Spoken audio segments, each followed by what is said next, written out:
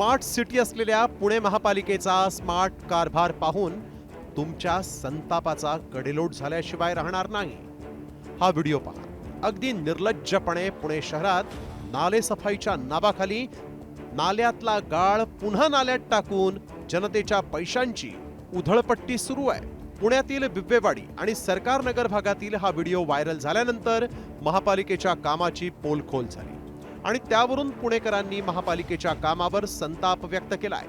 त्यामुळे महापालिकेनेही स्पष्टीकरण जारी केलं। महापालिकेकडून या प्रकाराची गंभीर दखल, ठेकेदाराची बिलं तपासणीनंतरच देणार, चुकीचं काम करणाऱ्यांना पाठीशी घालणार नाही।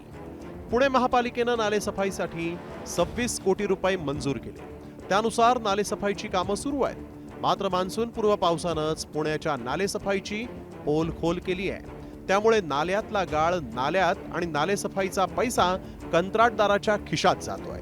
त्यामुळे आता महापालिकेची अशी स्मार्ट कामं होणार असतील तर पुण्याच्या स्मार्ट नेतृत्वानंही विचार करण्याची गरज आहे। तसंच या सडक्या वृत्तीला धडा शिकवण्याची आता वेळ आली आहे। अन्यथा पुणेकरांना पुराच्या पाण्यातून वाट काढत राहावं लागणार, एवढं मात्र निश्चित।